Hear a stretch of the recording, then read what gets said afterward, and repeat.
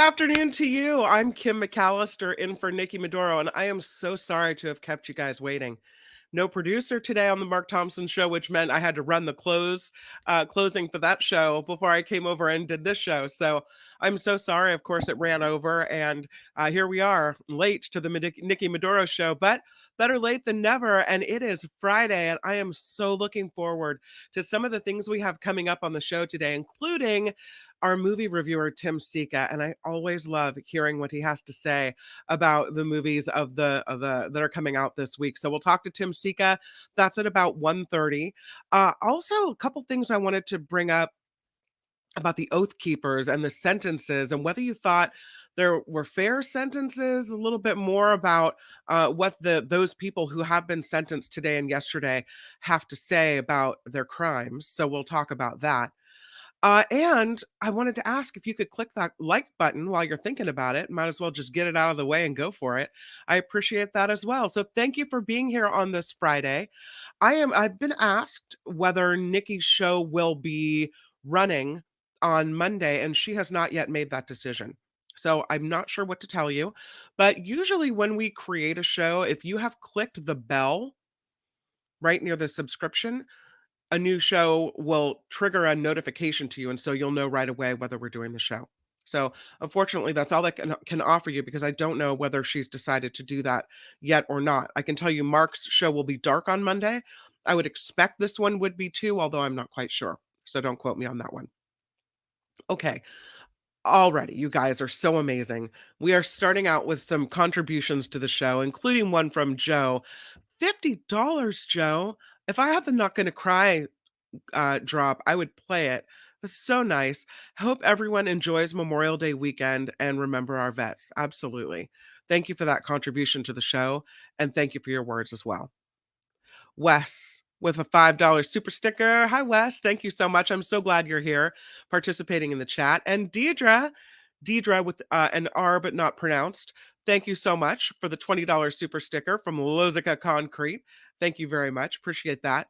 You can contribute, and that is a great reminder to me to remind you to check out this website. It is the NikkiMaduroShow.com. Got the Patreon links, got the PayPal link there.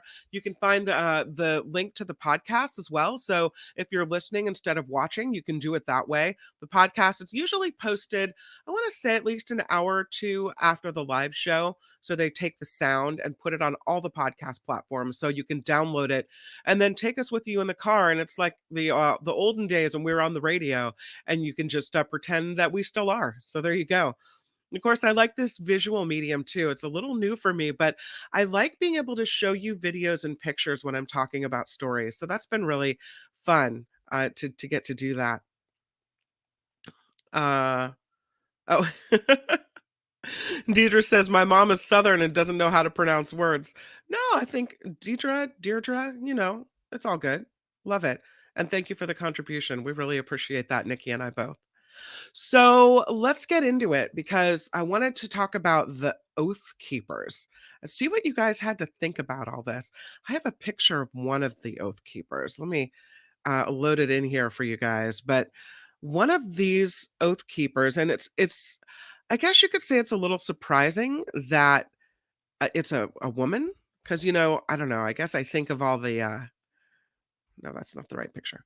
I guess I think of all the Oath Keepers as kind of macho men who maybe have something to prove, but that's not the case in this situation with this member of the Oath Keepers. There she is. This is, let's see if I can scroll back, Jessica Watkins, and she is an Army veteran, member of the far right Oath Keepers, and she has been sentenced today to 8.5 years in prison. Why? Well, for her part in the plot to disrupt the certification of the presidential election in 2020 and the riot and the attack on the U.S. Capitol. The judge in the case is named Amita Mehta, called Watkins' efforts at the Capitol aggressive and said she didn't have immediate remorse, didn't even feel bad about it. She has since apologized, Jessica Watkins. But the judge said, here's the quote from the courtroom: "Your role that day was more aggressive, more assaultive, more purposeful than perhaps others. You led others to fulfill your purpose. And there was not the immediate aftermath, any sense of shame or contrition, just the opposite. Your comments were celebratory and lacked a real sense of the gravity of that day and of your role in it. 8.5 years for you, Jessica Watson. Yeah. They showed evidence at her trial that she had founded and led a small militia in Ohio and then mobilized her group for the oath to work with the Oath Keepers, marched in tactical gear to the Capitol, encouraged other rioters to push past police and outside the Senate chamber. And now she apologizes.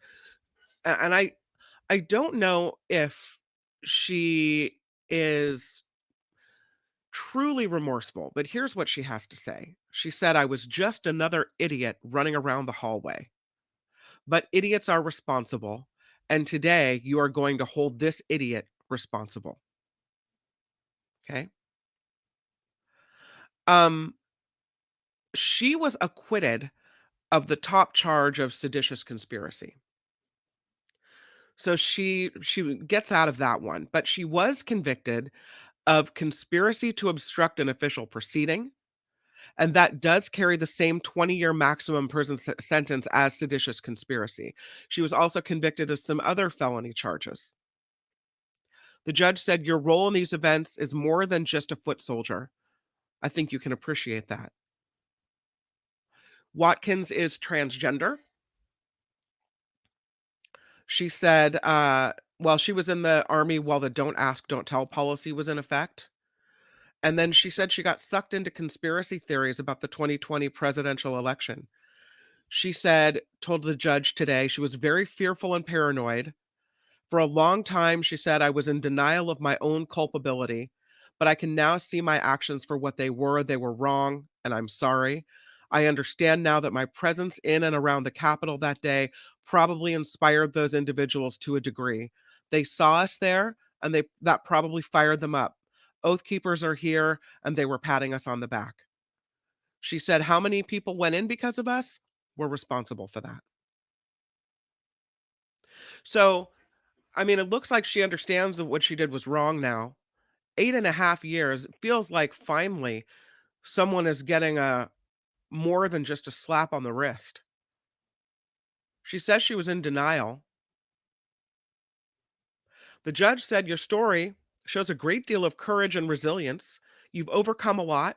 You are to be held out as someone who can actually be a role model for other people in that journey. She said, at a time when people who are trans in our country are so often vilified and used for political purpose. The judge said it makes all the more hard for me to understand the lack of empathy for those who suffered that day. This comes after the prison sentence for Stuart Rhodes, who was the founder and the leader of Oath Keepers, who was sentenced yesterday to 18 years in prison for leading this far-reaching plot. Um, the second Oath Keepers member, Kelly Meggs, who is the leader of the Oath Keepers in Florida, was sentenced to 12 years in prison. Those two were for seditious conspiracy, and they're the first sentences for seditious conspiracy in more than 10 years. So it's been a while since someone was convicted of seditious conspiracy and sentenced. And the judge said, same judge, what we absolutely cannot have is a group of citizens who, because they did not like the outcome of an election, who did not believe the law was followed as it should be, foment revolution. And that is what you did. And she even told Stuart Rhodes, she said, I dare say, Mr. Rhodes, I have never said this to anyone I have sentenced. You pose an ongoing threat and peril to our democracy and the fabric of this country. And with that, 18 years, the sentence. The judge also said this, and I don't know about you guys, but this really hit home for me. I dare say we all now hold our collective breaths when an election is approaching. Will we have another January 6th again? That remains to be seen. And isn't that Isn't that true? Isn't that really the way? When you feel like here comes an election, is everyone going to be on board here? Is everyone going to accept the results?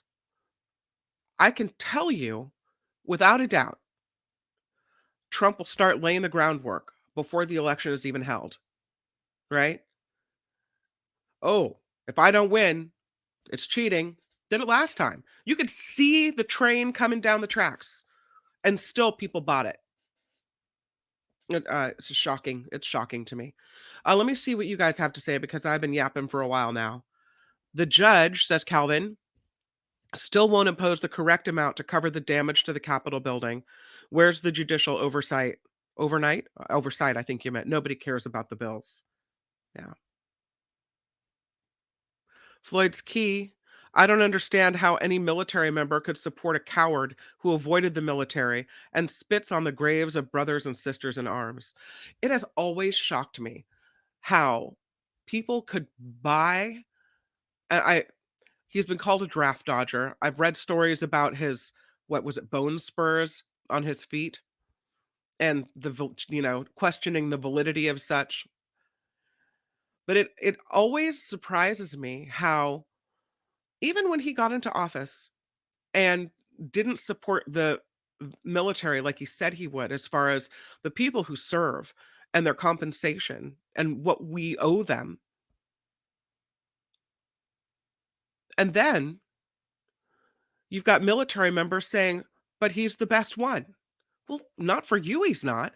How people can vote against their self interest repeatedly, it shocks me. Yeah. I don't understand it either, Floyd. Thank you for the comment. Talking about the woman convicted today not convicted, but sentenced today to 8.5 years. Chris says, "Oh yeah, there's a lot of video of her in the Capitol going berserk and live streaming for her treason." Mindy says, "Hollow words from a radical right hold no weight." And yes, Deidre, when I saw this story yesterday, I mean, I about jumped out of my skin. Deidre says both DeSantis and Trump say they will pardon these traitors. Of course they will. That's your base. The traitors are your base. It's like the old people's statement, you picture this coming out of the mouth of an old man, and maybe that means now I'm an old man. What is this country coming to? Honestly. Kevin says she has to take responsibility for her actions, period. Ricky Aubert says only 18 years. Right. If she considers him a threat to American democracy, only 18 years? Come on. I mean, why not keep that guy locked up for as long as possible? Yeah. Deidre Rhodes is a scumbag. Yeah, no doubt. Harry says he got off light. Prosecutors asked for 25. Lori says, what does she intend to do while in prison to try to make up for her actions? Any educational outreach program she can be part of? What prison is she going to if transgender? I don't know the answer to that question. I don't know if that information has been released yet. It'd be interesting to find that out, though. You're right. Harry says, call seditious conspiracy what it is. It's treason. Isn't it, and correct me if I'm wrong, isn't it treason during a time of war, but seditious conspiracy when it's not a time of war? I mean, same general idea though, right? Chris writes, long sentences are often just an affront to the right to protest. I think what we have here, Chris, is something that was way beyond a protest. They'd gathered with signs and rallied outside the Capitol and said, we don't believe this election's fair and just with their signs. That's one thing. You break in, you try to stop the American electoral process from happening? Mm-mm. Nope. No. Got violent, got ugly, all of that. Wes, if DeSantis gets in, he vows to pardon. Outrageous. But as we talked about yesterday with Jimbo, At least DeSantis is honest and showing us who he is ahead of time. Honestly. I mean, thank you, DeSantis, for letting the world know that you're a complete scumbag and doing it up front, right? Now it's true. If he gets into office, America will have the America it deserves because he told us ahead of time. We should listen. What's that other cliche? When someone shows you who they are, listen, listen, listen to him. Listen to what he means it. Ugly. Yes, Nick. Trump should be with Rhodes' cellmate. That'd be a great conversation in the cell. Mm. Mindy, totally shocking. The orange one is going to run for president again. Disgust. Truth. Jennifer writes, as a vet, I'm offended by the coward Donald Trump. I don't, yeah, Jennifer, and thank you for your service. And I don't understand how anyone could support him. All these years later, and I'm still as shocked as the day the grab him by the P tape came out. And I'm still as shocked as the night of the election where he uh, gained entry to the White House. It's still, I can't believe it. Amy, I just want Trump in jail where he belongs. Seems like we've been waiting for that for a long time, Amy. Long time. Lori, it's true. Like 9/11, these people in this insurrection have changed our culture in a negative way. Yes, I also will wonder with every election now. I think the judge had it right. Every election, it's like a collective, what's going to happen? John DeSantis is vying for the traitor vote. You know what's sad about that, John? Who knew the traitor vote could be so big? I mean, you wouldn't think you'd have so many traitors to the United States of America and our democratic process. Who wouldn't support that? Who wouldn't get behind, what you see so many people with flags and you think, you know, their heart is at least in the right place when they're attempting to be patriotic for their country and show love for America. I guess maybe one of the things I'm not understanding is possibly, are they showing love for America by wanting to change it, wanting to change our whole system, wanting to break our system?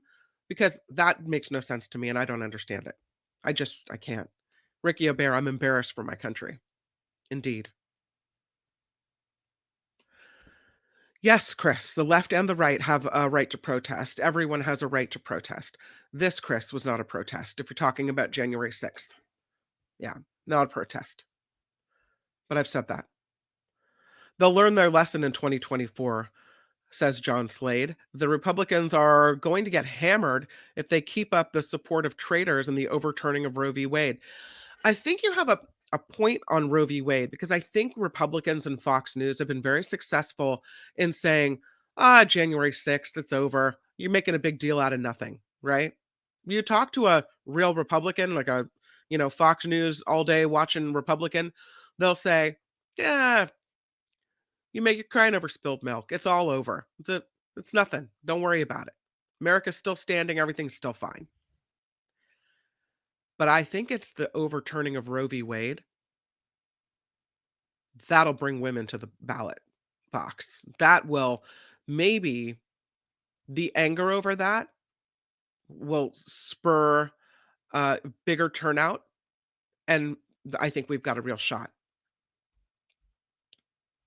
Deidre responding to Chris, yes, we have the right to protest. We do not have the right to try and overthrow our government. Right. Perfect, Deidre. Exactly. Again, Chris, they weren't protesters. I'm sorry if you think that. They were not protesters. You cross a line when you know, you drop the sign and instead you push against doors, break in, climb in through windows, go into our house of government, disrupt the proceedings, break into offices, hurt people, steal stuff, and stop the American democratic process from happening. I don't know how I can say that other than that. You're not suppressing protesters, you know? They weren't peacefully outside waving signs and chanting. That's a protest. They weren't just blocking access to get into the Capitol. That could be a protest. They took it way farther than that. When you beat up cops and try to lynch the vice president and speaker of the House, says John Slade. Yeah, right. John also says 150 officers were injured by these traitors. No, Chris, it's not the price of freedom. No, you don't get to do that. That's breaking the law. That's seditious conspiracy, interrupting governmental processes. That's a whole lot of stuff other than a protest, Chris. I'm sorry. No. Oh, you want the call-in link? Excellent. I will give it to you. Thank you very much for asking, James Watson. I hope that means you'll check in and talk about what you think about this. There it is. Feel free to call in, check in on the program here. Yeah. A riff on Trump's lock her up. Yeah, Mindy and Amy, lock him up. Hmm. Daniel, still shocked by the Obama comments on his birth certificate.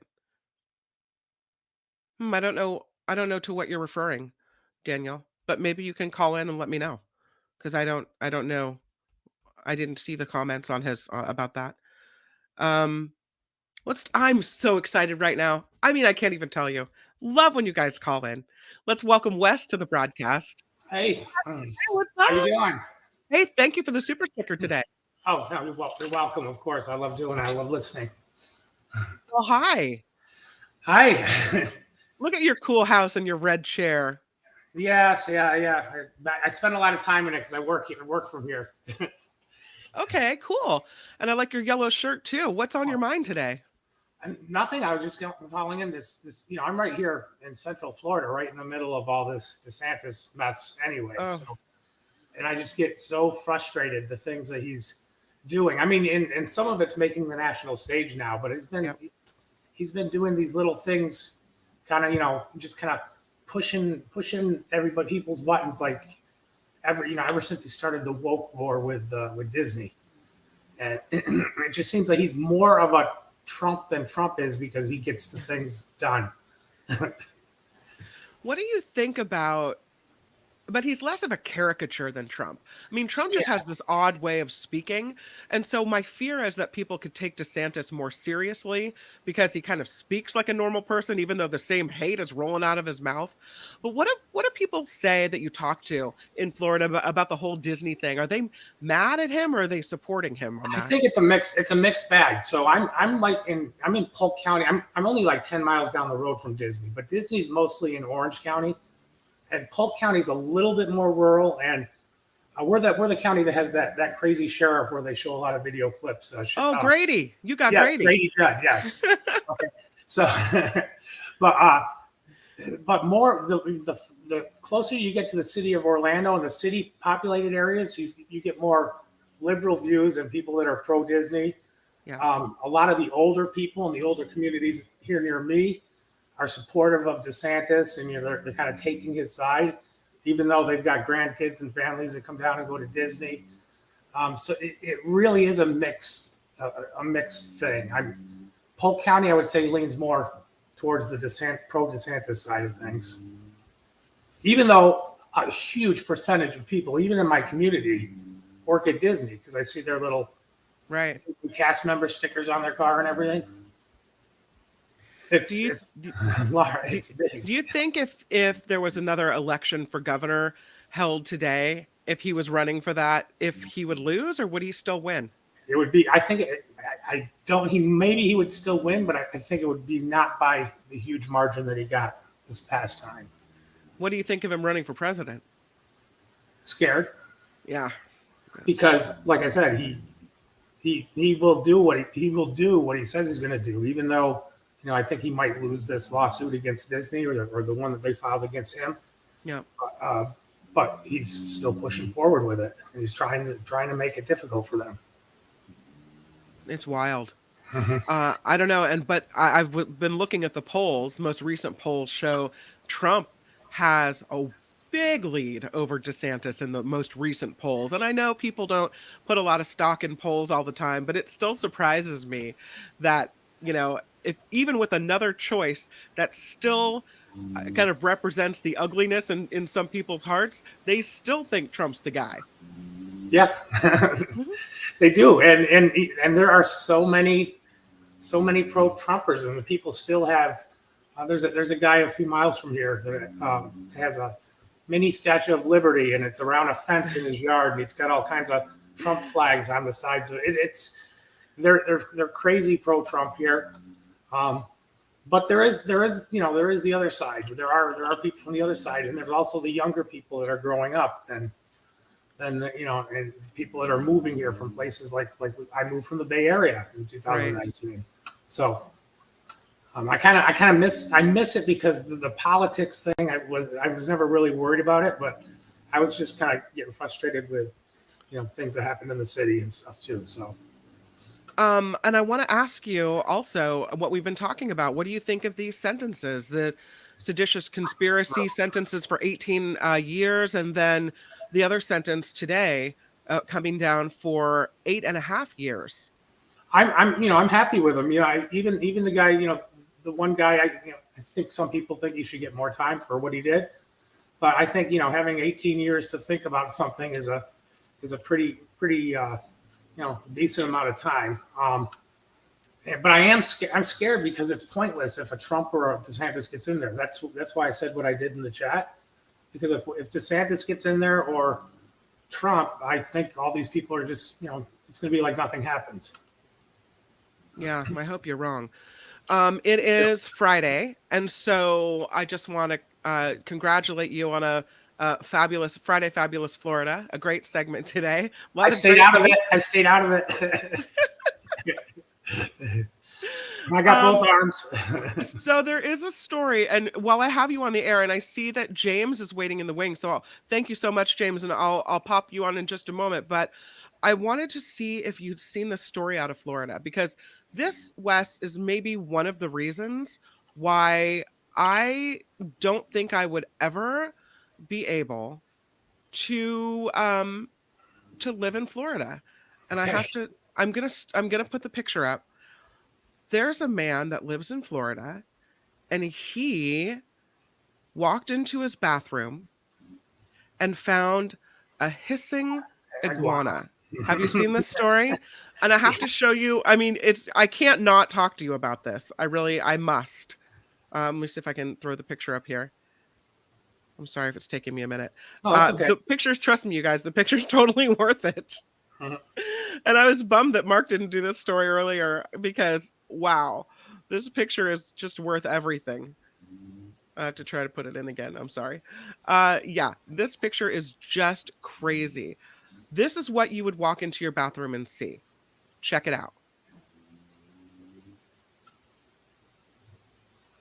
Oh, yeah. I've heard of that happening. I've heard of near me. I've heard of snakes happening. Now iguanas, we don't. I've never seen one up this far north, like Central Florida.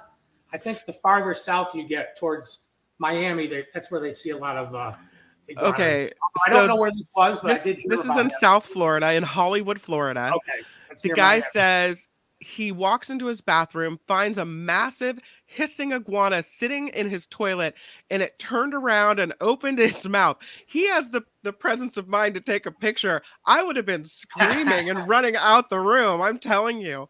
So his name is John Riddle. He said he realized the door connecting his pool deck to the bathroom was open. So he goes into the bathroom and he comes across this visitor. It's a massive, scaly iguana in his potty. He says it turned around, it's opened its mouth. He said it's all I needed to see to like back off for a minute and figure out what was going on. That hissing iguana stayed in the toilet for about an hour, at one point trying to climb through the pipes, leaving just its tail sticking out, but it eventually climbed back out, made a pit stop in Riddle's pool before running off through the backyard. Yeah. That's what you got going in Florida, Wes. Oh yeah, I've heard of that. I've heard of the iguanas when it gets cold down there that fall out of the trees and people think they're dead and they pick them up and they find out they're not. So yeah, I'm happy that we don't have them here. We've got lots of little short, small lizards, but they're not iguanas. I don't That's know okay. I'll take a little lizard. It's all right. They're fine. They're fine. But no, you have to go a little bit farther south than me for that. So I'm thankful I'm not there. Before I let you go, I want to ask you how to pronounce your last name because I've been saying Thierry, but is it Thierry? Nope, you're right. It's Thierry. Yep. Okay, good. I'm glad I got it right. So thank you for all your support of the show and just being such an awesome listener. I so appreciate you. All right. Well, thank you. It's about time for me to end my day anyway. So what a pleasure to meet you. All right. Nice to meet you. Have a great weekend, everybody. Bye. What an absolute treat to meet Wes today. I have another surprise because now we get to meet James. James, hi. What's up? Welcome to the Nikki Maduro Show. Hi there. Can you hear me? I can hear you perfectly. Oh my God, I got it right. Yeah. So a couple of things come to mind. First of all, just regarding the appeal of people like Trump or DeSantis. I often hear people say, I don't get it. How can people, whatever. How can, I think you said, how can this trans person support the Oath Keepers? Yeah. And so the way I've always thought about this, or at least just for a long time, is this is actually, there's an article I read many years ago that kind of described it this way, but it fits the way I look at it. And the idea is that there's a personality type that just exists in, probably all populations. And that personality type will actually often have a preference for authoritarian forms of government. And there's an obvious set of things that are going to appeal to them. But there's an article I found, like I said, I think it was in like 2016 actually, and a political scientist developed this, what do you want to call it? A little test to kind of help determine, the idea being that let's take this out of the context of political science and just ask a set of questions about a topic that seems less controversial. So this test he came up, there's only 4 questions, but it actually has to do with parenting. And I think you'll do fine, but if you don't mind, I'd like to ask you these questions and just see where you rank on this. Oh, is that okay? Yeah, let's do it. Yeah, and I think but I'm curious. I have never asked anyone these questions. Okay. And I'll just tell you my personal background. I grew up in a very authoritarian family, like going back generations. I mean, I know, anyway, I was raised in a very, outdated, anyway. So this really struck a chord with me. And I would answer all of these very anti-authoritarian. Anyway, so here are the questions.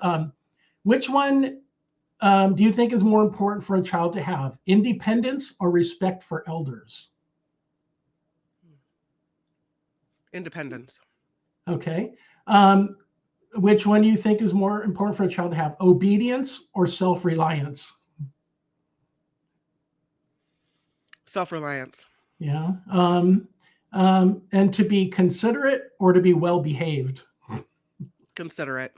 Yeah. Okay. So you see where this is going. The last one, curiosity or good manners? Oh, I'm right in the middle on that. I love curiosity because it means you're a thinker. You're wondering how the world around you works. But good manners and being polite, that's huge to me. Politeness and kindness. I don't know if I can answer. I guess I'll go with, I'm going to go with good manners. Yeah, okay. I think the good manners would but I think that last one is a tough one, right? Yeah. I mean, I could see how the other answer probably would go more toward a non-authoritarian government kind of, outcome. Personality type, let's say. Yeah. A personality type. But I'm just feeling like both of those things are important, the curiosity and the good manners. Correct. That you value both. They're not really necessarily opposing concepts. Yeah. What's my score? I think I don't. Well, I think the last one you would rank more toward the authoritarian, but the fact that Right. all three else are generally would indicate a democratic, Yeah. egalitarian preference as Yeah. opposed to an authoritarian one. So Um, you probably should have given me the test without telling me what it was about first, because I I guess could kind of so. see how the answers were, what, like I could kind of see where I was going. But I still would have probably given you the same answers. But it's an interesting test. How did you guys do? Did you take the test along with James and I? And what did you think of it? Respect. Yeah. And I think respecting your elders is important. But what was the other response to that one? It was being self-reliant, I Yeah, think. independence or respect for elders.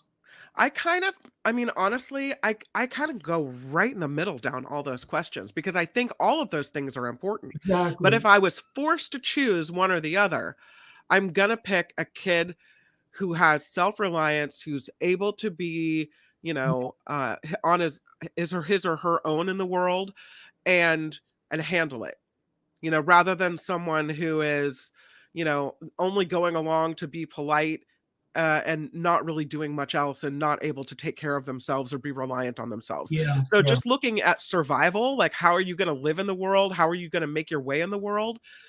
All of those things are important, but you got to pick the one where the person is able to actually, live on yeah, their own and thrive. yeah. And I think that to me, every single one of those matter.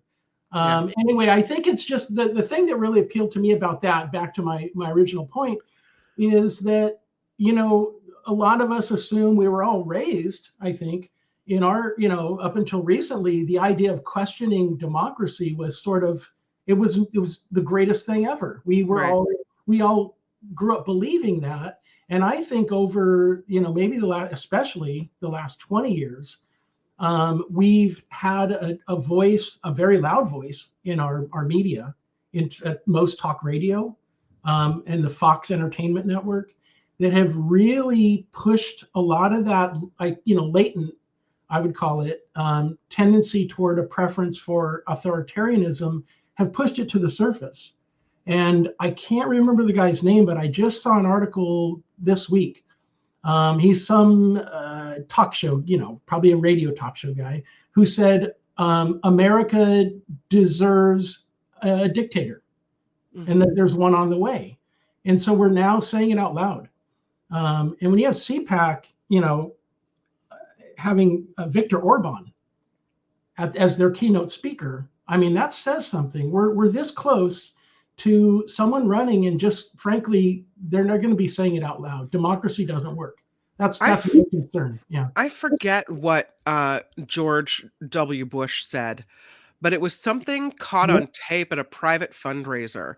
And it was something against voters, like, oh, who needs the voters, or who needs something, like in kind of implying that he would be a dictator. I think he And said, I don't like dictatorships unless I'm the dictator. something, yeah, that sounds right. It was something like that. And the outrage. Do you remember? It was like, Yeah, oh my God, it was the yeah, worst thing you could possibly say. yeah. So that's hello. I'm here. I'm listening. Yeah. Oh, I'm sorry. Yeah. Okay. You know what? I see your screen, and obviously there's a delay, and I thought the sound cut out because it looked like you're talking. Oh, Anyway, I like I say, my thought is simply that, and many democracies. I don't think that the majority in our population that has that tendency. And I think when we're going through just the incredible change that's happening with technology and global warming and all of these stresses on our political system, I think it tends to wake up that latent tendency toward authoritarianism. And other democracies have been taken over by a minority, previously. So that's where, I see someone wrote, all great civilizations eventually fail. yeah. So, anyway, yeah, it's I just, I think it's worthwhile to try and understand what motivates, because like I say, I know I grew up raised under this mindset, like to the extreme. And I thankfully, I no longer can talk to my dad. But my mom, up until she died, we got along great. And I love her dearly, but she just couldn't wrap her head around certain things. It was this preference like that there needs to be a hierarchy. The idea that we're all equal under the law, maybe, I mean, she never said this, but I think she would say that's very idealistic, but that's not how it works. And that we need a punitive society. That's the other thing that's most scary about authoritarianism, is that they have to constantly scapegoat and create, someone to point and blame everything on. So anyway. Well, of course, and I wonder, and here's a question for you, James, before I let you go. And I'm so grateful for you calling in today. But I was thinking about this last night. Someone yesterday said something in the chat, I think it wasn't the chat, about it's just when you're talking about the trans issues and the woke issues, that it's just a way to distract you from the real issues at hand, from the important stuff. So we're paying attention to all this trans this and trans that, and woke this and woke that, and it's completely distracting. It's distracting. It's like, look, something shiny over here. Meanwhile, the bad stuff is over here that you're not looking at. You think that's what's happening? Yeah. Of course, because I think one of the other reasons there's a tendency to try to undermine democracy is to maintain the status quo.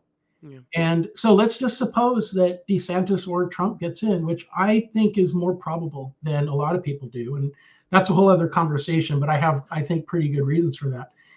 In any case, if one of them gets in, what's driving homelessness? What's driving all the addiction in this country?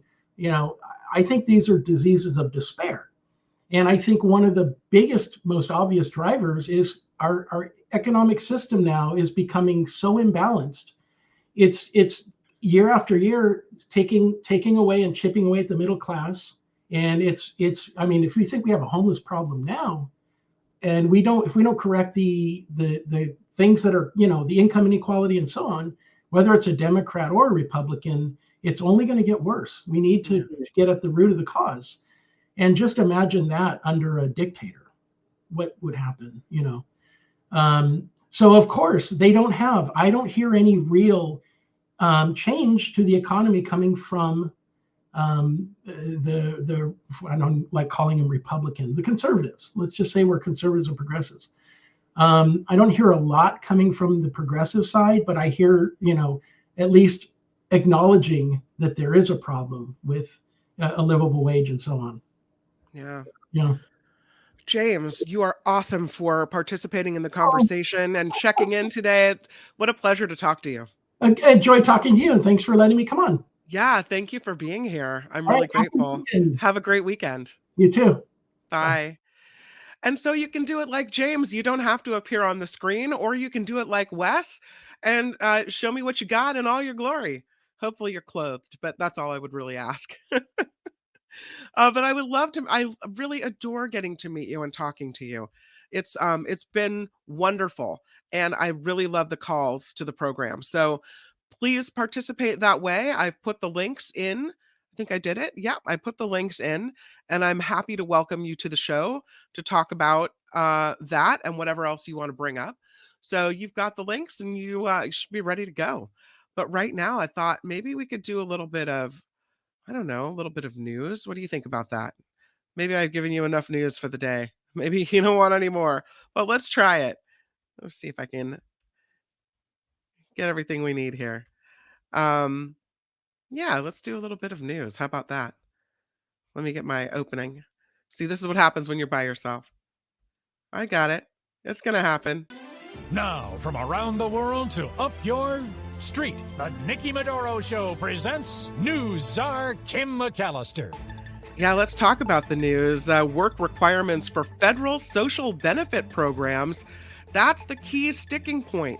In the debt ceiling talks, Republicans want the requirements, Democrats are against the policy. Speaking on Capitol Hill today, House Speaker Kevin McCarthy accused Democrats of being out of step with the ordinary Americans who favor the tighter rules. The California Republican cited progress in the talks and said he plans to work through the weekend to strike a deal. It is I'll add some commentary in the news here because it is shocking to me that we can't listen to what Katie Porter has to say and realize that the time to worry about debts was when you were spending the money, not worrying about the money that you have to pay because you already spent it. The inflation is driving up the cost of your traditional Memorial Day barbecue. The Bureau of Labor reports things like hot dogs, potato chips, hamburger buns will cost you more compared to 2022. Even condiments and spices are up over 10% year over year, and alcohol has increased by 4% compared to last year. I don't think people are going to skimp on the alcohol, but maybe it'll cost you a little bit more. President Biden and the First Lady, Jill Biden, are welcoming the Louisiana State University women's basketball team to the White House. President Biden congratulating the Tigers on winning the NCAA women's title. The event interrupted when freshman Samaya Smith fainted during the president's remarks. Smith appeared to be okay after several moments. The president went on to encourage Americans to support women's sports. The visit follows the controversy surrounding the First Lady's initial suggestion that the Iowa Hawkeyes, which lost the championship game, would also be invited to the White House for a visit too. They didn't come. Maryland's Supreme Court is blocking the reinstatement of Adnan Syed's murder conviction while it considers whether to hear his appeal. Syed served more than 20 years in prison for the murder of his girlfriend, Hai Min Lee, before the charges were dropped, and he was released after the case was featured on the podcast Serial. Well, prosecutors said they found new suspects and evidence described as unreliable used at Syed's trial. Earlier this year, the victim's brother appealed the conviction being vacated, and in March, a state appeals court reinstated Syed's conviction, ruling a lower court had violated the rights of the victim's brother to attend the hearing.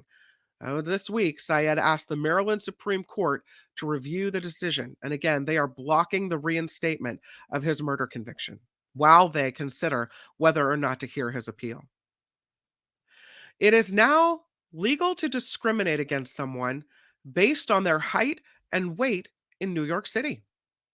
Mayor Eric Adams signing legislation aimed at ensuring is now illegal, I should say. It is illegal, no can do. Mayor Eric Adams signed legislation aimed at ensuring that everyone has the same access to employment, housing, and public accommodations. Mayor Adams saying, shouldn't matter how tall you are or how much you weigh when you're looking for a job or you're out on the town or you're trying to rent an apartment. Michigan, Washington State, and Washington, D.C. have similar laws in place. So that's a pretty good deal. And I did want to talk about this story as well. One more news story for the news. California is making money available to help communities build resilience centers where people can seek protection from extreme heat and other climate impacts. So they're called resilience centers, but they're really kind of climate centers. Nearly $200 million is available in grants to help with the planning and the construction. Once in place, these centers, these resilience centers, will distribute resources and provide shelter during climate events like heat waves or wildfires when smoky air becomes dangerous. The funding includes $89 million in grants from the California Department of Food and Agriculture to support shelter operations at fairgrounds during a disaster. I think it's so important because you have communities here in the community of Petaluma where I live.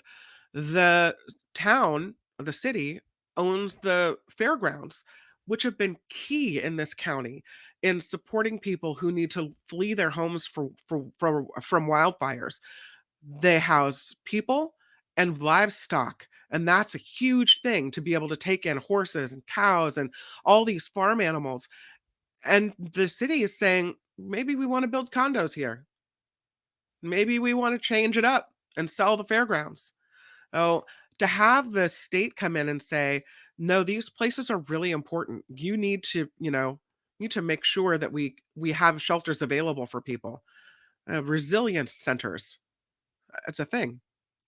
And lastly, a Northwest Georgia woman is facing charges for making a salad. That's just the way she did it, though. Investigators in Rome, Georgia, say her mistake was breaking into a restaurant to make that salad. She allegedly entered Harvest Moon Cafe overnight last Saturday to make her meal, apparently not caring whether the restaurant was closed. But the restaurant was forced to throw away $500 worth of food because she touched it with her bare hands. The 23-year-old woman charged with theft by taking. I'm Kim McAllister, and that is the news on The Nikki Maduro Show. Again, we've got Tim Sika coming up in just a little while, 20 minutes, I would say, with his movie reviews. And it's always a highlight of my week. So love to see that. I want to see what you guys have had to say in the chat. Joe writing, corrupt, incompetent government, super rich, pay nothing, planet being destroyed, prices through the roof. What is there to be depressed about? Joe, it's the Friday. It's a holiday weekend and we've got movie reviews coming up. No, I hear you. It's true. You start thinking about it like that and just, it can weigh on you. Even that whole discussion about, America turning more toward authoritarian forms of government. It's just depressing. Mike and Napa writing, who should progressives support for president? Who do you think? I mean, I think progressives have to support Joe Biden running again, I would think. I mean, what you don't want is to split a vote for a third party, more progressive candidate and then have someone like Trump slide back in. That would be a nightmare to me. So whoever the candidate is, be it Joe Biden or Gavin Newsom or Buttigieg or whoever it is, that's the person you line up behind, even if they're not your first choice. And I know it's kind of hard to say that, but if you don't work together, if it's like it's like Survivor, right? That show Survivor, when people start splitting the vote, you got to stick together. Got to keep the be allies, keep your alliance together. Mindy says Republicans have no idea what people want. And I don't, Mike, what I just said, I don't necessarily think that's the way it should be, but that's just the way our system works, And so I think that's what we have to do. Mike, just a thought, says Joe, not GOP. Yeah. Also saying there's no good candidate. Not Joe Biden either. Well, as Nick says, it's going to be Biden versus Trump. And so that's what we have to deal with. That's the hand we're given. Then we got to play it.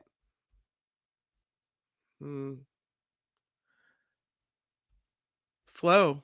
Hi, Flo. Wondering what Tim Sika will say about the new Little Mermaid film. Well, I heard Michael Snyder say, it's meh.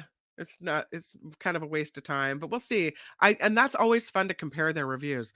I think often they come down on things the same way, but sometimes they have a little difference. So we'll see. I'm interested in that too. Thanks, Flo. Does anyone else think Kamala Harris is a drag on Biden? Writes James Watson. Do I think Kamala Harris is a drag on Biden? I'm from California. I was a reporter in San Francisco when she was the DA there. I have watched her career, and though she may not be my favorite candidate, I don't think she's bad. So I don't think she's a drag on Biden, but I'm sure, if you peek outside my little California bubble, I'm sure there are a lot of people that do. But I don't think he gets rid of her. Do you think he gets rid of her in an upcoming election? I don't think so. I know. Floyd's Key, a bottle of Why Are You Yelling Red would be in order here. Fancy that. I have one right here. Yeah, it's so good too. I'm not lying. I would never, even if it was someone who was buying a sponsorship on the show, if I didn't like the product, I would never tell you not to. I took when we got laid off from Station X and they sat us all around the conference room and they passed out the manila envelopes.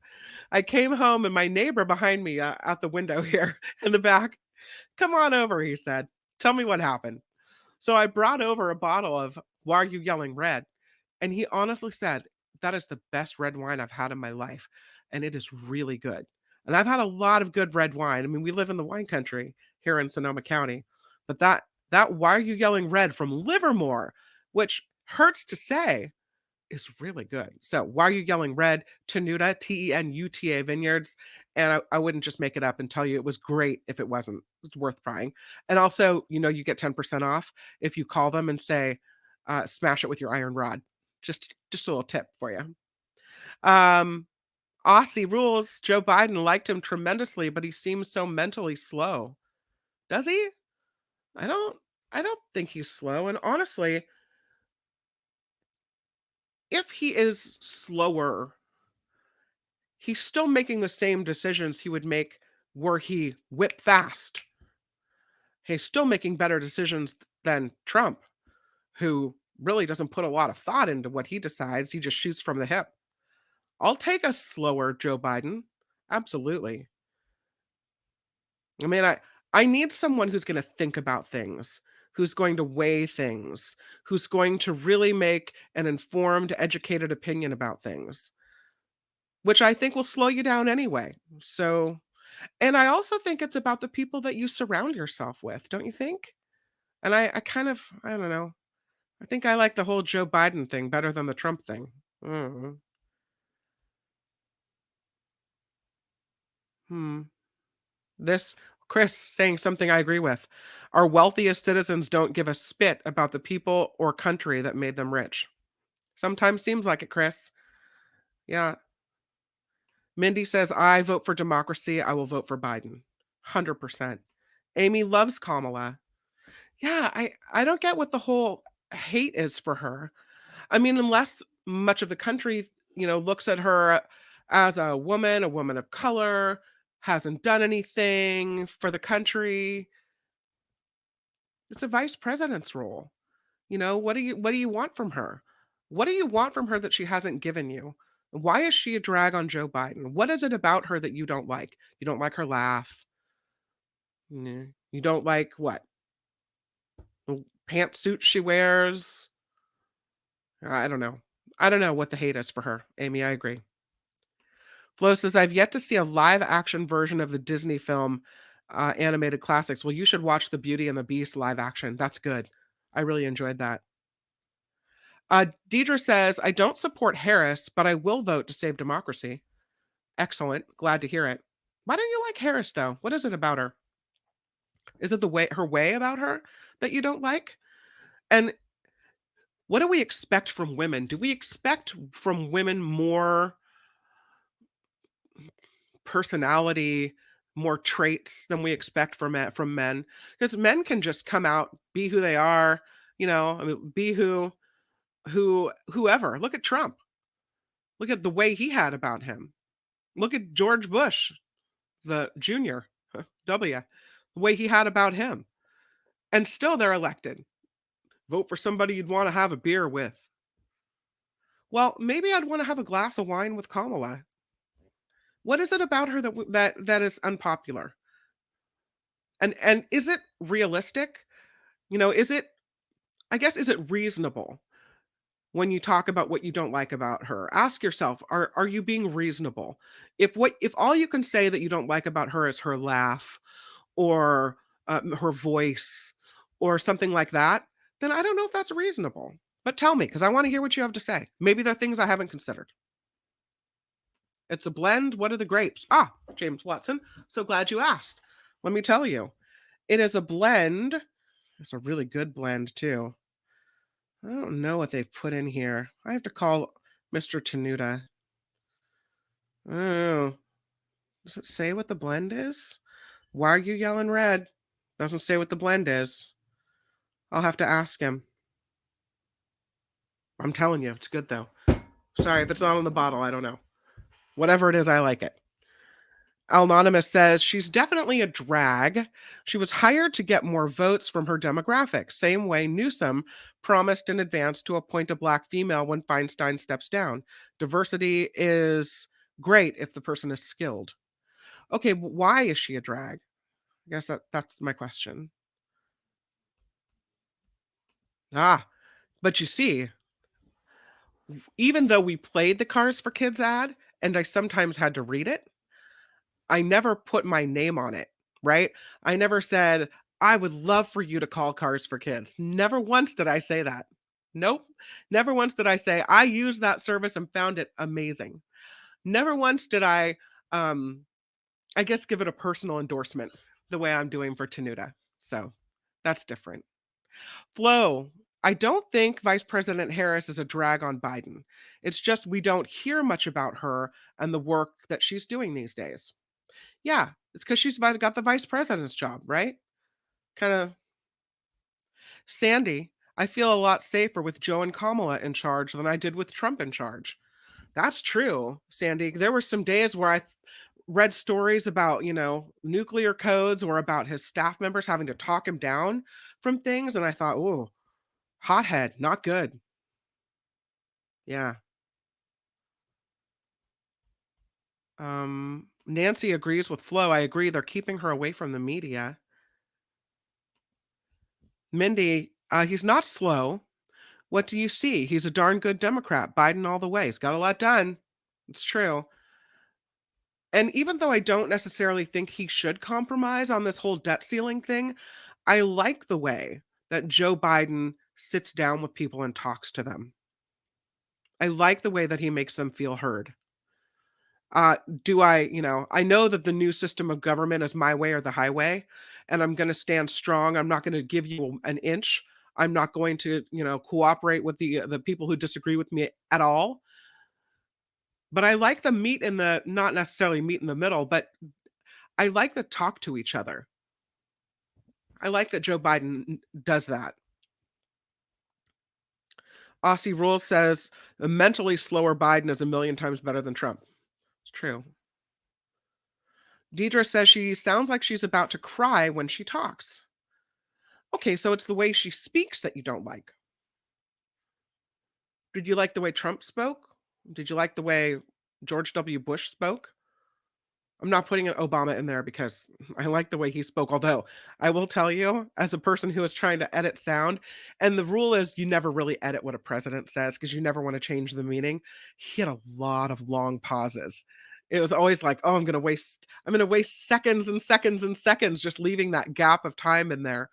But I love the way Obama spoke. So I won't put him in there. But did you like the way all of the former presidents spoke? And is not liking the way that she speaks, is that not liking her, or is that something about what we expect from women? Lori, what does mentally slow mean? He doesn't spit out his responses quickly? That doesn't mean someone is mentally slow. Some people consider their answers before speaking, want to make sure everything is clear. Imagine that, Lori. I also think that, and this I think is very wise, people that stutter, and Joe Biden has a stuttering problem, will often take a moment to think about what they want to say before they say it. Because I think sometimes your brain can work so fast that what you're thinking, it's hard to get the words out as fast as they're coming in your brain. And it could make you stumble over your words. So I think often people that have a speech impediment like that will take a moment, take a beat, and let their brain and their mouth kind of catch up to each other, if that makes any sense. Jennifer, I'm a Harris fan. I look forward to her career. DL Wong, vote for the people who are for the people, by the people, help the people, not the ones who want more power, more riches at the expense of the people. And if you look back at the Trump presidency, I think he made it very clear where he stands on those issues. Joe wants me to provide a list of Kamala's accomplishments. Well, I don't know what her accomplishments have been as the vice president of the United States, but I can tell you that I did interview her about for a story back at Station X, where one of her big issues in this state that she really kind of went to bat for when she was working at the state level and at the local level in San Francisco was to fight against human trafficking. And I believe she secured a lot of legislation and took a lot of steps that would protect especially young women against being trafficked. So that I can list that as being one of her accomplishments. Nancy says, "I think it's because she irritates people and then the media has a field day." I mean, and I would turn it back also, Joe, just to ask, well, what were Mike Pence's accomplishments? What were Dick Cheney's accomplishments? What does a vice president really do? Mindy says Kamala is great and a tiger. Nancy says Kamala is the border czar. We all know how that's going. Yeah. James, I don't hate her, but I think she's a terrible communicator. It shouldn't matter, but we need progressives that can sell our values. Sandy says, I don't understand the Kamala hate either. I think she's great. Harry also, like Joe, wants to know what Harris has done. And he would rather talk about wine than Harris. I'd always talk about wine. Trust that. Tell me in the chat your favorite winery. I've got some favorite wineries I can share with you. Most of them are up here in the North Bay.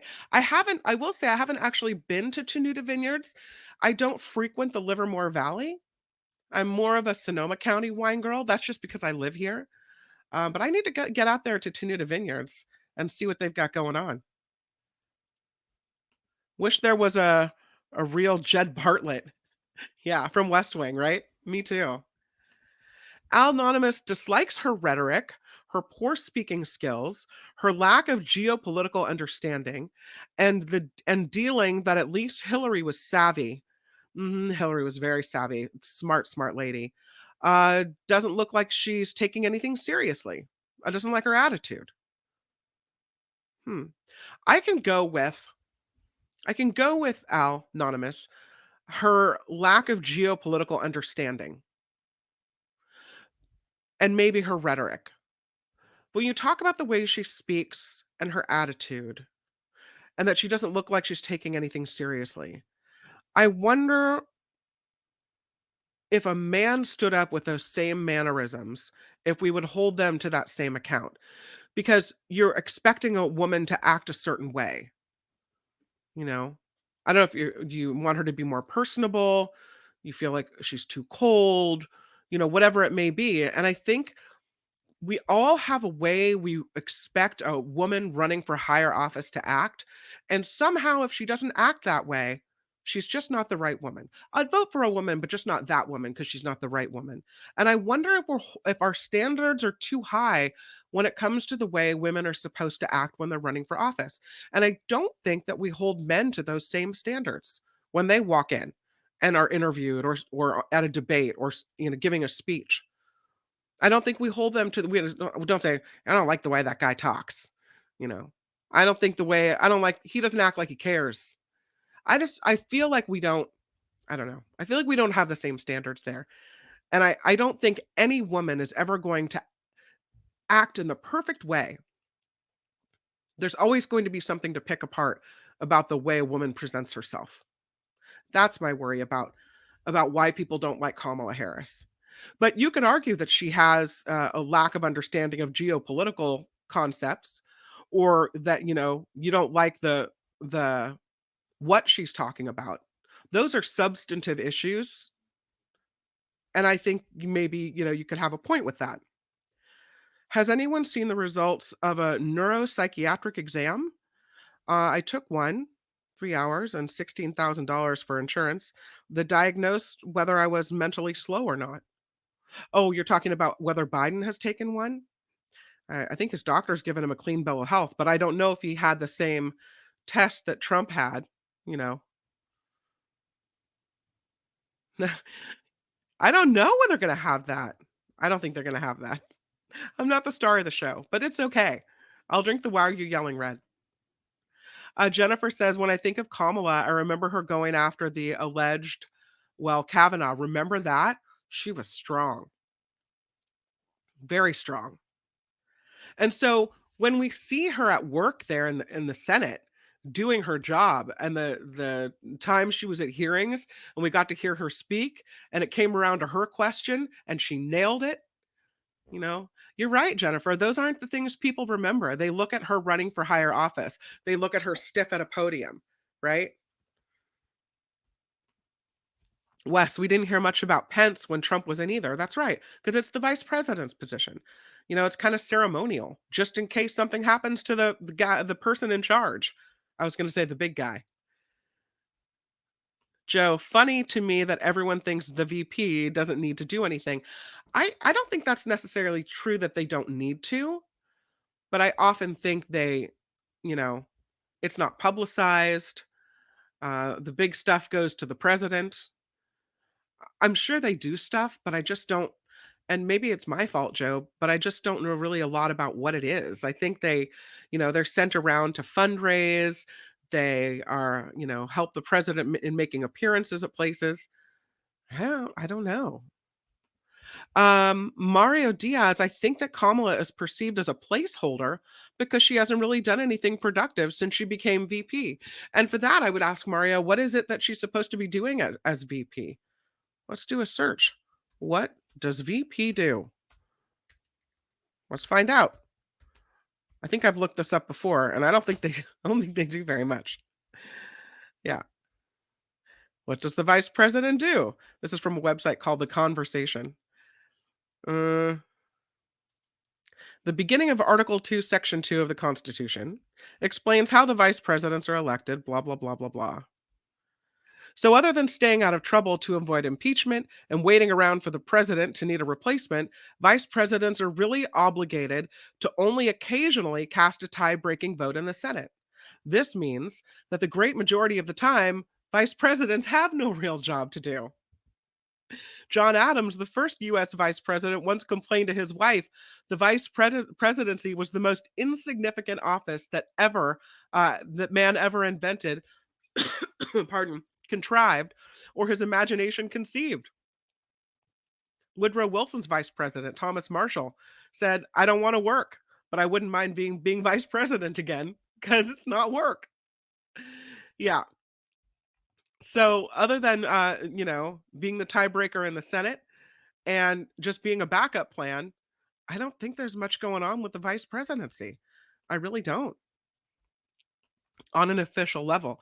Now you've seen vice presidents who are, qualified being given more responsibility at times. But I would ask you, uh, hasn't done anything productive since she became VP. What do you want? What do you think she should be doing? What's the job? The job is to be the backup plan. Yeah. Mindy said, didn't like the way Trump spoke or Bush, loved Obama. Amy likes Obama. That's right.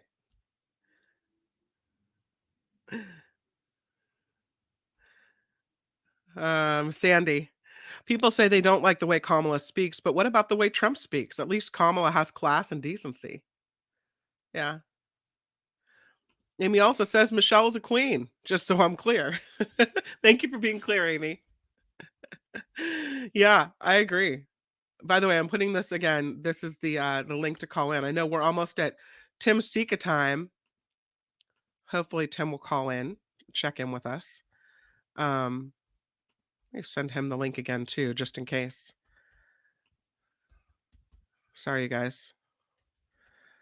Just want to make sure he gets in here because I love me some Tim Sika time. Definitely. Okay. It's infuriating that my I still doesn't work on my keyboard, and of course, Link has an I in it, so that's always a bit of a bummer. And now my T has started to malfunction. I think the I and the T are somehow connected. That's my thought. Mindy says Biden is a victim of ageism. Really bad. Biden is great, very good Democrat that has done very well so far. Let's finish the job. Calvin Wong wants to know what were Pence's accomplishments. Just saying, I can't overturn this election. That was his accomplishment.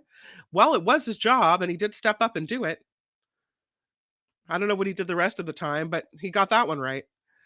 The fact that most of us can't say what any of her accomplishments are underscores the messaging problem of the Democrats. But again, Lori, as I just read, vice president's really boring job. They really don't have much to do. Buck says Cheney that shot someone while hunting. Now that's entertaining. Yes, Sandy, agreed. Can anyone name the accomplishments of any vice president?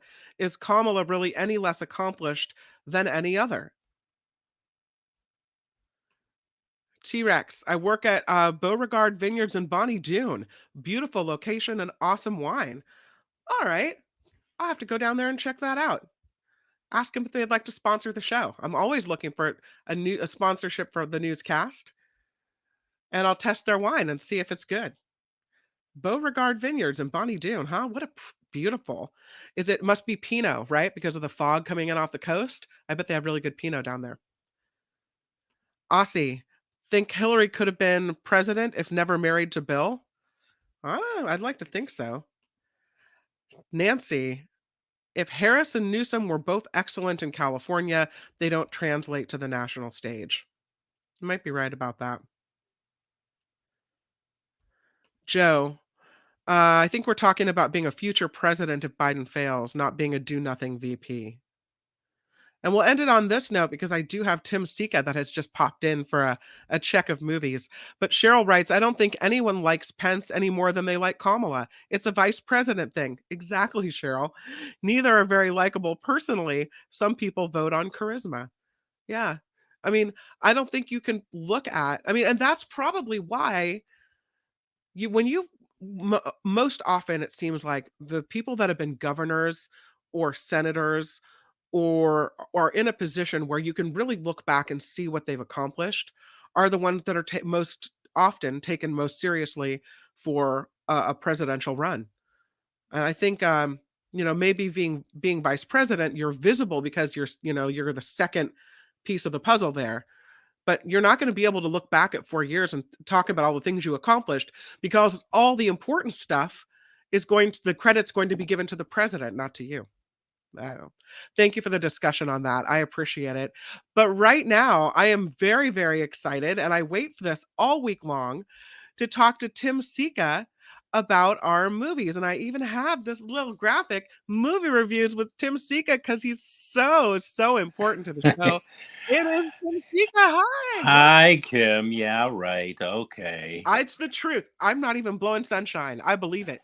Oh, well, thank you. You're very kind. Yes. How are you doing on this Friday? Good. Ready for the weekend, whatever that means. But yeah. No, it was a busy week. How was your week? It was my son is sick, so he's been home all week. Oh, sorry about that. Sorry he likes to run around in his underwear. So I've been trying to get him not to come into the broadcast behind me because I don't want like this little naked kid running around behind me. So that's probably a good week. Yeah, that's probably a good idea. But good luck with that. Yeah. If you're gonna come into the room, at least put on some clothes, put a shirt on before you dance around behind me. Yeah, right. So what do you got in the name of movies this week? Well, there's a few of them. Okay. The first one, let's talk about the first one because I know you're into family movies, right? You like to watch movies with your kids. Yeah. All good parents are like that. But anyway, The Little Mermaid has been remade. I'm sure you've heard about it. It's another in the Disney company's, we no longer have any original ideas on how to make anything new department. So here's the latest in their live action remakes of their animated classics. The original animated Little Mermaid. Have you seen it? I bet you've seen it. Oh, yeah. Isn't it great? It's great. Anyway, that kind of put when that came out in 1989, it kind of put some new life into the Disney brand because it told people like, well, Disney was back. And it also reinvigorated the life of the movie musical, which moviegoers weren't really buying so much at the time. Anyway, this new Little Mermaid, other than having the distinction of being live action, and it's not even all that, because the crab and the guppy and the bird are all CGI animated anyway. It has very little. It has very little else in the way of recommending it. The whole premise was like, let's do it live action. Well, okay. Anyway, I found it long at 135 minutes. You know, the original was 83 minutes. So this Little Mermaid is almost 1 hour longer. So why did they add so much extra? It's padded. I mean, yeah. Somebody please tell filmmakers who have the hubris to attempt the remaking of a classic movie that more is not necessarily better.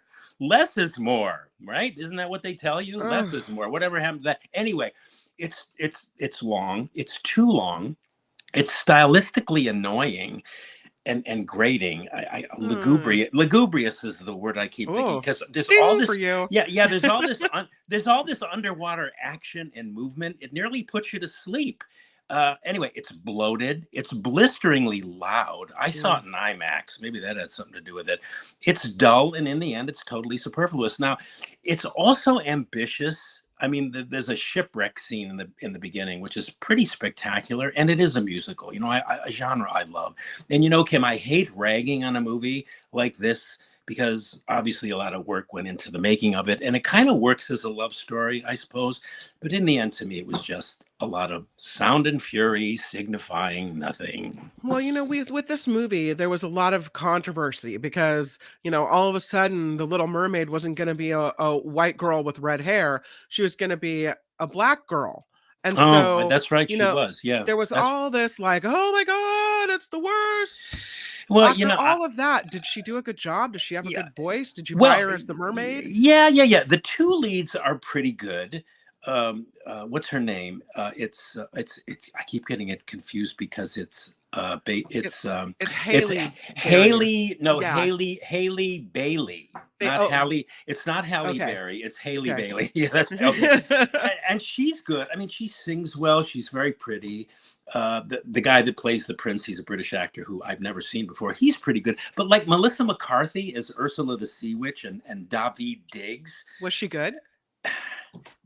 well, both of them were bland. I mean, Oh. and they had so much to work with. I mean, with those Yeah. characters who were both so colorful and larger than life. Anyway, I don't know. I mean, the whole justification of this remake was that it would be live action. Okay, fair enough. But there's so much CGI in it that it defeats the purpose. And it's also assaultive in the way that the lion's share of today's like tentpole franchise pictures are. Yeah. And the great Oscar-winning song Under the Sea, it's just presented here as a throwaway.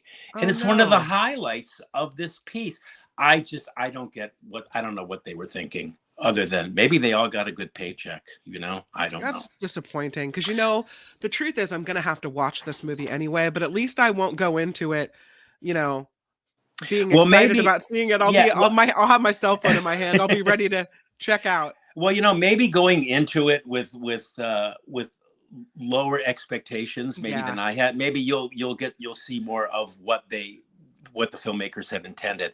I kept letting it go. I said, no, you know, look at it for what it is, and I kept looking at it for what it was, and it just did not. Oh no, sorry. I wonder how much money they spent on that movie. I'm sure a lot. I'm sure a lot. And it's interesting. I went to a preview screening, and there were like 4 people in the theater. So it was like a group like prepaid thing. So I don't know if that's any indication if audiences are going to buy this. I mean, that's usually not the best barometer to judge these things, because nobody knows in Hollywood if people are going to show up to your movie. But I just think it's just, I said this already, it's way too long. Yeah. It's an hour longer than the original. And so kids don't have that long of attention span. Well, you know? that's like, right. You need to keep that short, because kids are like, if it goes on too long, they're off. They're running around the house doing something else. So yeah.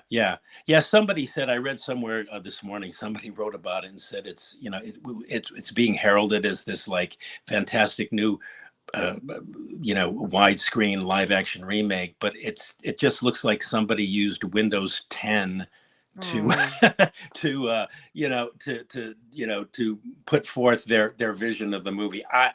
It's very CGI, and maybe that was part of it too. Sometimes it's really exhausting trying to absorb the CGI. It's a new way of telling stories, but it can be exhausting. And I think they should have kept it at 90 minutes or 100 minutes, but not 135. Come on. No, too long, too bloated, and too boring. Well, there you go. Little Mermaid. Yeah. Little. I was going to say I was drowning while I was watching this movie. Oh, that's a good one. There you go. Right. Yeah, right. Okay. What else you got? How about Wanda? Yeah, Wanda Sykes. I'm an entertainer is her. She's one of the funniest women alive. And in this filmed one-person show that she performed in Philadelphia, it just gives us more proof that she is one of the funniest human beings, in my opinion, who ever walked the earth. The most I really have to say about this quote unquote movie, because it's really just it's a filmed one-person show, is that it's beyond hysterical and funny in the way that, when you read these books about how laughter heals, because if you find something so funny, you just can get out of yourself in a real way. That's how this movie occurred to me. Wanda Sykes deals in this show with her sexuality, her wife, who we learn is this French white woman, her two twin children, Black people, white privilege, COVID, January 6th. She gets political in this, but it's all hilarious. She talks about her bout with breast cancer, her breasts, her age, going to the gynecologist, men's. She talks about the penis, and she talks about politics today. I can't remember the last time I laughed so long and so hard in my life. So that's all I really want to say about Wanda Sykes. I'm an entertainer. It drops. No, I think it's now streaming on Netflix. So if you have Netflix, have yourself a ball and laugh yourself silly. Awesome. Okay, good to know. I won't just flip past that one. I'll stop on it. Thank you. Yeah, and it's a nice run time too. I get obsessed with running times because I see so many movies, and sometimes when I'll look ahead to just see, like, can I do these? Can I do both of these movies in one day? How long is this one? And if it's like 90 minutes, I'm going, oh, thank you, God. So, but this one is just a little over an hour, so it's a nice, it's a good run time too. Doesn't overstay its welcome. So all right, well done, yeah. Wanda. We like you. Yeah, we love Wanda. I interviewed her once for a movie whose name I think was called The Mother-in-Law. It was when Jane Fonda got out of retirement and appeared in a movie. And I interviewed her once. And she's a doll. What can I say? Just a doll. Yeah. Beautiful human being. Really nice. Awesome. Yeah. And I love how you said she really kind of breaks into a lot of different things there, and really lays out her life. Because before this, I didn't really know a lot about her. I didn't know that she was married or that she had children or whatever. So it's nice to get to know her better. She talks about the many, many times before she realized that she was a lesbian of her sexual experiences with men, and I probably couldn't repeat any of that. It's so funny. And the other thing I like what she does is I think both sides of the political spectrum would watch this and they could laugh at themselves. Because she really, she nails it. I mean, she's great. She wrote this to herself. This is her own stuff, comedy stuff. So yeah. All right, next you have Kandahar. Yeah, Kandahar. This is an interesting little action movie. Again, speaking of politics, it's a tad politically driven, I think, but its politics are all in service really to its story, right? They're sort of on the sidelines, but it's about an undercover CIA operative played by Gerard Butler. Do you like Gerard Butler? Yeah, I do. Yeah, he's very good. Anyway, his character is stuck in hostile territory in Afghanistan, and he's there on this mission ordered by the CIA to I don't want to say what that was, to do what undercover CIA missions are designed to do.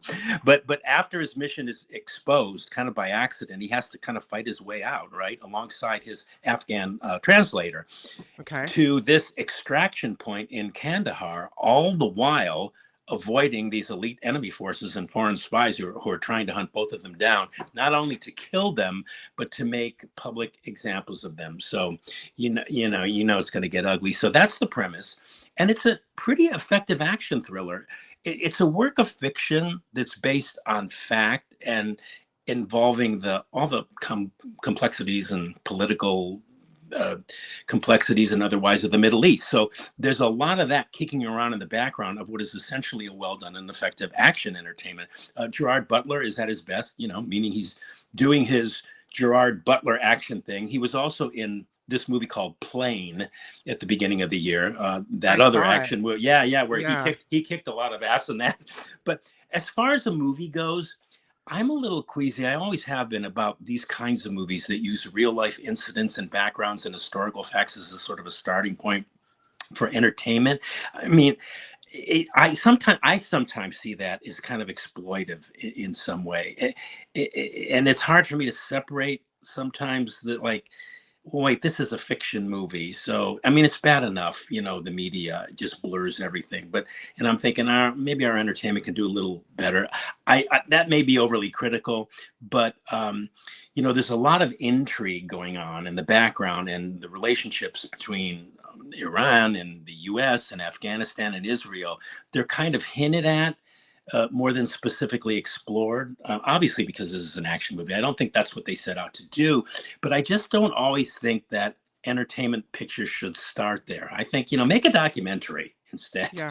Anyway, but that's just my thing. But having said that, this is a pretty darn good movie. It holds your interest.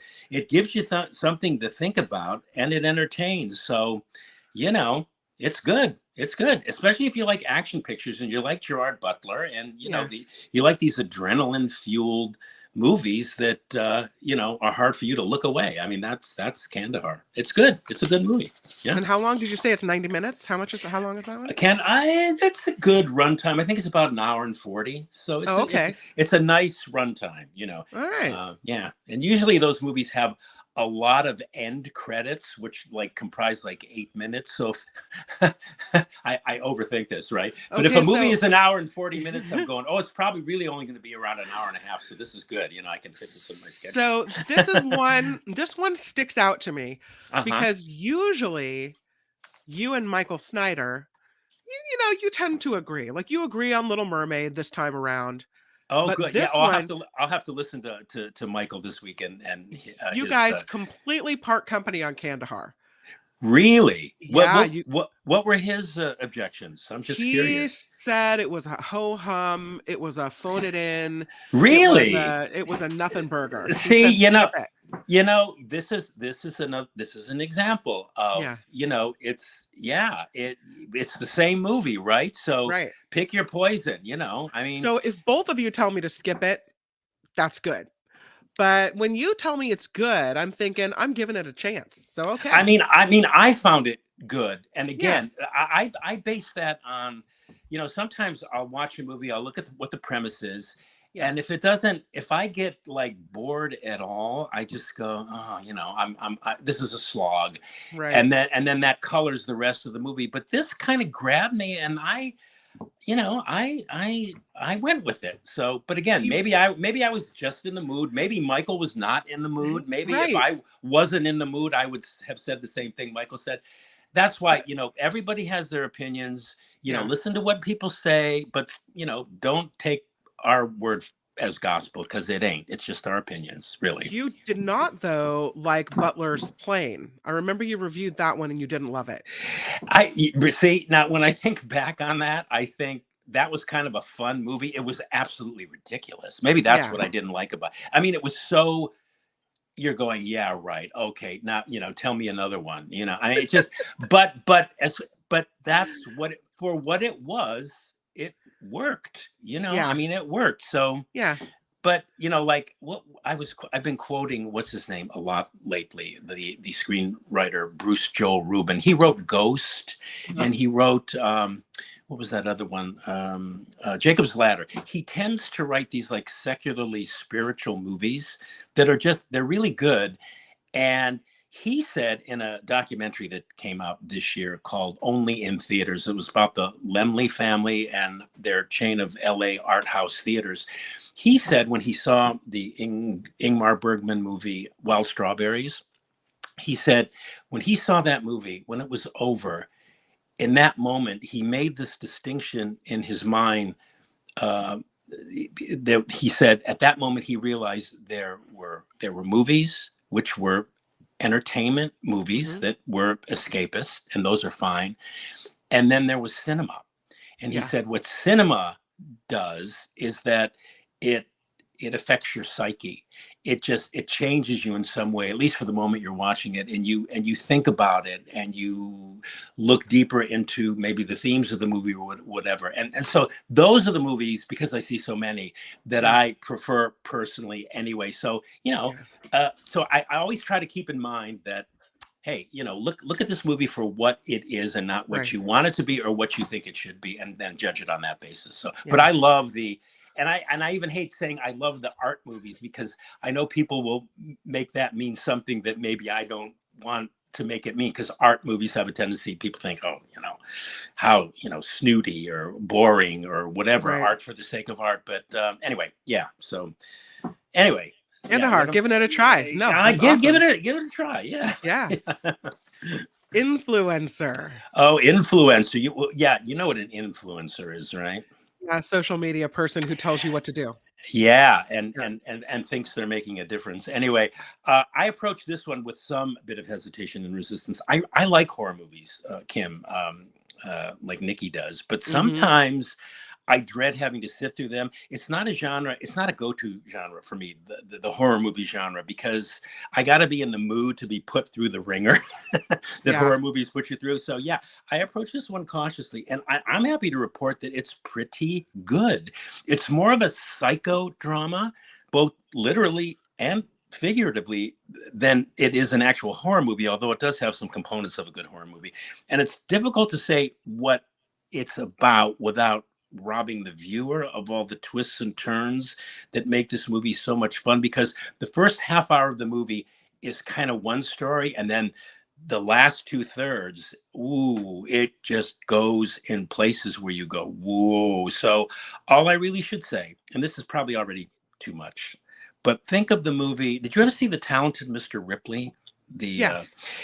Well, think of The Talented Mr. Ripley and the notion of identity theft, but the notion of identity theft alongside the insanely rapid proliferation of social media and AI technology. Think of that when you're watching the movie. And it's a smart, surprising psychodrama. So is it bloody and like gory? No, that's the other thing. It's not. Gorehounds may not, groove on it, because there isn't a lot of blood. In fact, no, there's hardly any blood at all. But it's another good movie that I would never have sought out on my own. But I was very glad I caught it, thanks to an industrious publicist. It's also the kind of social media thriller. Oh God, cautionary social media thriller too. I mean, we really, I think, I'm going to sound like I'm preaching, but I think we really need, and I'm pointing the finger at me mostly, we individually and collectively, I think we need to start thinking about, and I mean really begin to start thinking about what we are doing, both like personally and globally, when we use social media and the effects of that.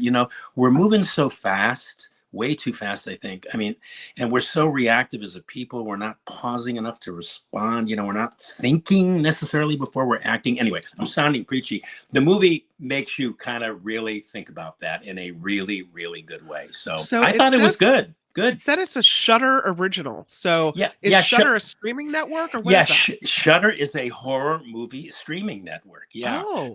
That's another reason I thought, oh God, this is going to be cheeseball. And it started off kind of cheesy. But the story is very, very smart, and the screenplay is good.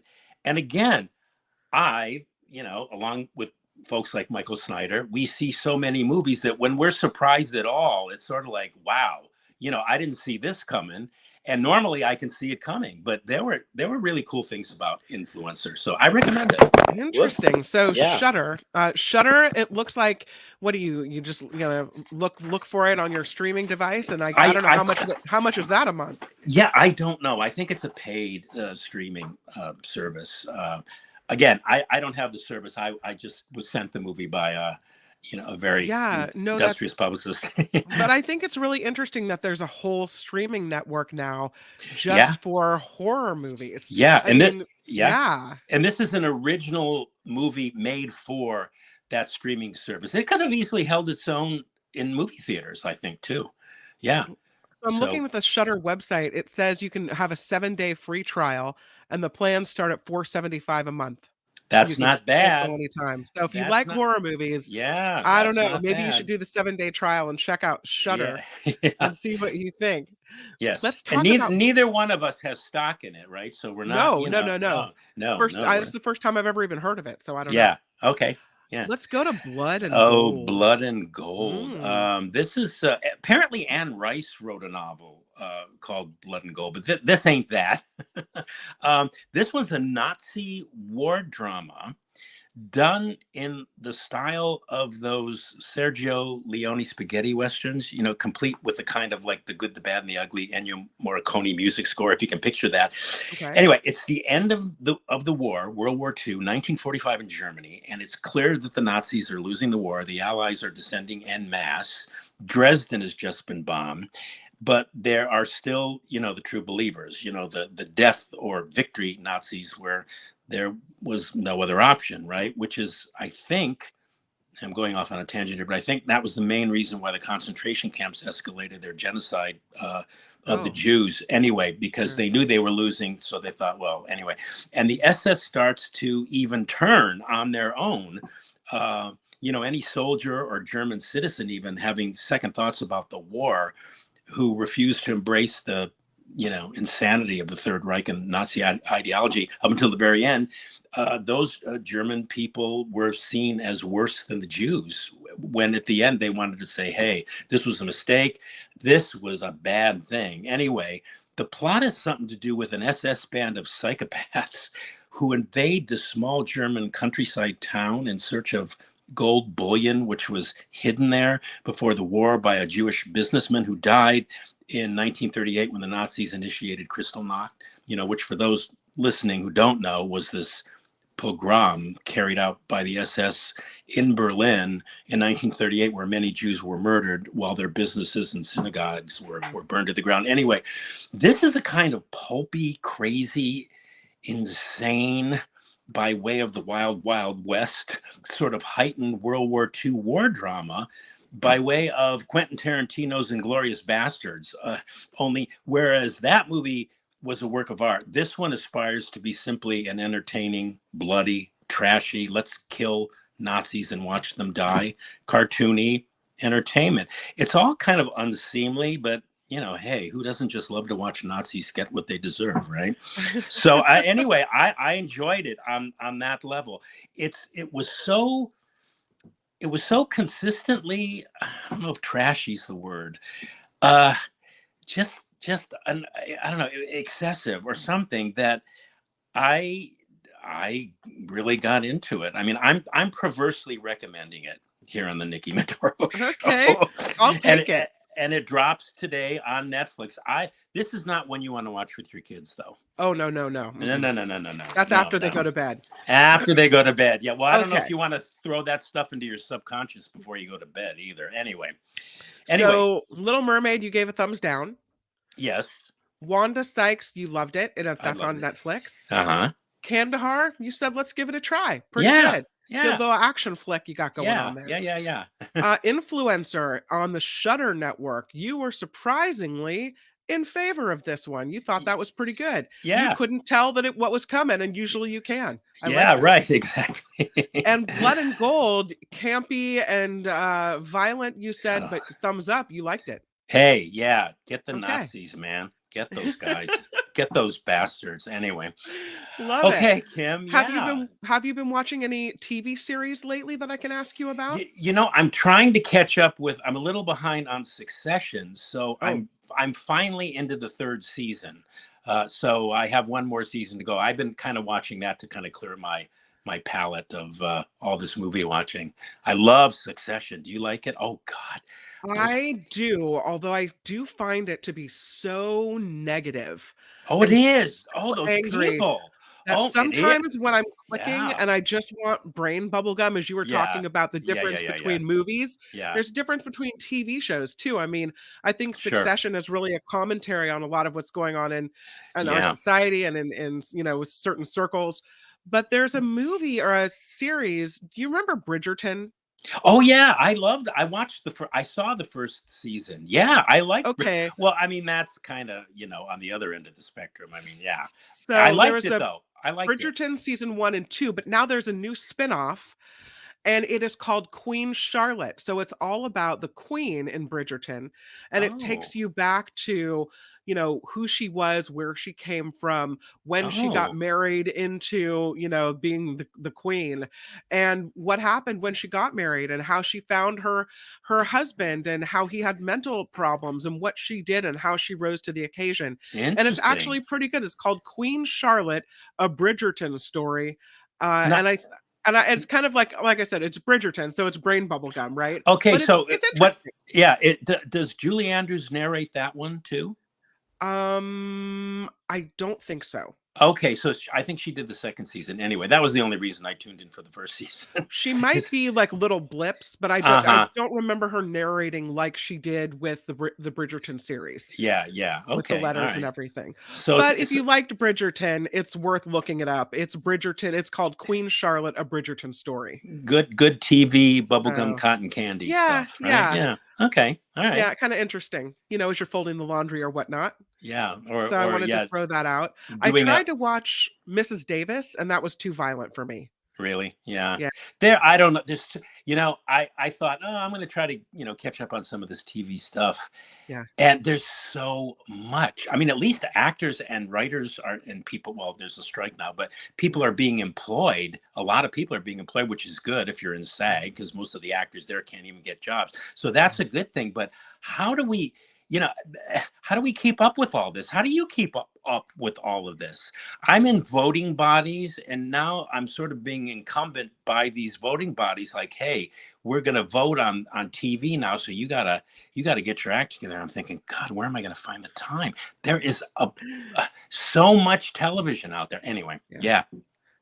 Tim Sika, I just exist for my Friday time with you.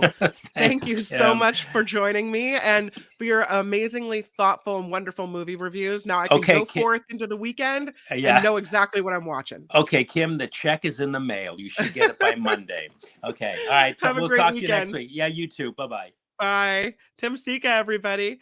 Wonderful. Thank you to him for his amazing movie reviews. I hope that that you came away with some information about what you're going to watch this weekend. I see you in the comments. Oh, wanted to know if he liked beef. I didn't get a chance to ask him about that, but I'll ask him next time. The Queen narrates, says Jim Liu. The Queen narrates that show. Yeah, I didn't think there was as much narration going on, but yeah, I still liked it. And I agree, Calvin Wong, when you're talking about Gerard Butler movies, Olympus Has Fallen.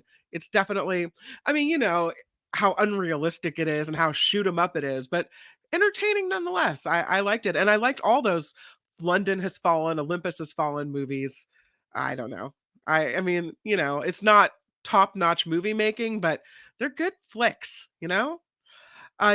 Thank you, Deidre, and thank you for all the information. There are some people that I want to make sure that we get a chance to thank again, and that is Joe. Joe, thank you for participating in the chat. We might disagree about Kamala Harris, but good discussion nonetheless, and thank you for the contribution today. $50 from Joe. Everyone enjoys Memorial Day weekend and remember our vets. That we can agree on. Thank you, Joe, for the contribution and for those words. Wes, what a great conversation with you today. I got to meet you in video, not in person, but in video, and that was a real treat. Wes with the $5 super sticker. Thank you again. Deidre, great comments today. $20 from Lozica Concrete. Thank you so much. And Rick as well, with a $2 super sticker. Happy Friday, and happy Friday to you too, Rick. I really appreciate all the contributions. If you would like to check the website, please do it. I know I always say it, but do you actually type in those letters? The Nikki Medoro Show, MEDORO.com. You can find the Patreon and the PayPal links there. Please don't forget to click the thumbs up button and support the show. That's a free thing you can do. So we appreciate it. And I just appreciate you being here. Thank you, everyone who called in and participated in the show today. And I'm sorry that we ran a little bit over time, but I was late getting here. So I figure I owe you a few minutes on the back end of it anyway. I don't know if we are doing a show on Monday, and I wish I could tell you more information about that. But again, if you click that little bell, you'll be notified anytime we schedule a show or start a show, I believe.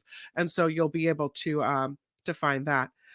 Thank you so much, Sandy, for the nice words. Happy holiday weekend to you too, Karen. And I'm glad, Sandy, that you found us here on YouTube and on our podcast. So maybe Station X isn't there, but you know what? We are still here. And so we're still going to be doing the show for you guys. I hope to see you next week on the Mark Thompson Show. I'll be filling in for Mark on Tuesday. So please catch that show at 10 a.m. And Nikki will be back next week as well. So until then, I hope you guys have a really, really good weekend. And let me close out with Jake. Nikki, you're all so awesome. You're proud, like a beautiful blossom. You're also the best. I really can't rest. You're all so awesome. Wow. Okay.